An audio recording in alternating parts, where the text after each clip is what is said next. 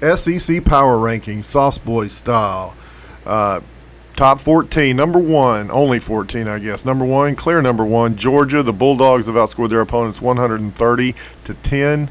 The 7 of those 10, and the only touchdown scored against Georgia was last week in the last 2 minutes with their fifth-string defense in against South Carolina. Number two, coming in at number 2 is Alabama. They barely squeaked by Texas in a tough game in week 2. They play Vanderbilt this week, and then they go to Fayetteville, Arkansas next week. Number three, we've got Tennessee. The Volunteers at home tomorrow against Florida should tell us a little bit. The consensus is, I think they're a 9.5-point favorite, and the consensus is they should handle them fairly easily. Coming in at number 4 is the University of Kentucky. Kentucky beat Florida in the Swamp. They have looked very good so far. So based on that, we have Kentucky at number 4. Really a toss-up with Arkansas. We've got Arkansas at number 5. We'll find out a lot about Arkansas tomorrow as they go to Jerry's World to play Texas A&M. Arkansas's beaten Cincinnati, but they got a really big scare last week against Missouri State and Bobby Petrino's vaunted offense. Number six, we've got Ole Miss.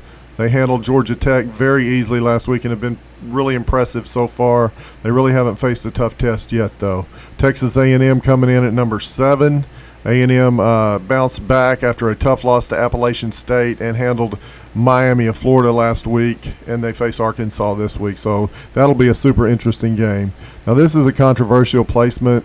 At number 8, we've got Mississippi State. They did lose last week at LSU. They did lead early, but we feel like at this point, Mississippi State at number 8. Number 9, we've got not Georgia. We've got the Florida Gators. Now, they beat Utah in the opening week, but they've struggled since. We'll find out a lot about Florida tomorrow as they head on the road to Tennessee and Neyland Stadium with over 100,000 fans there in what should be a raucous environment at 2:30. Everybody tune into that.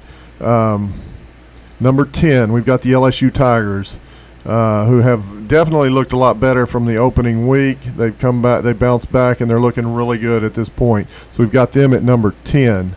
At number 11, we've got Vanderbilt.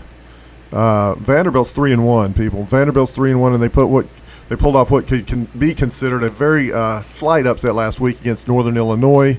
But Vanderbilt is 3-1, and when's the last time they were 3-1? So they're getting that number 10 spot.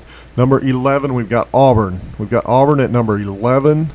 Not impressive. Just have not been impressive so far. Brian Harsin is under fire.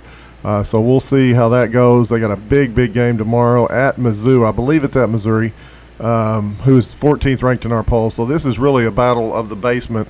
But we'll see. I mean, Auburn's a slight favorite. And if they don't win, I wouldn't be surprised if Harsin says bye, because his schedule after this is really, really tough. Number 13, we've got South Carolina sandwiched between Missouri and Auburn. Now, South Carolina, they could move up. I mean, they had Arkansas at Fayetteville, and then they were at home for Georgia. So that's really, really hard. That's really tough, and so we'll see what they can do moving forward. They got 2 weeks to get it right. They should win the next 2 ball games before they head back into SEC play. At number 14, we've got Missouri. They did beat Abilene Christian, but so what? That's Abilene Christian. Missouri has looked terrible.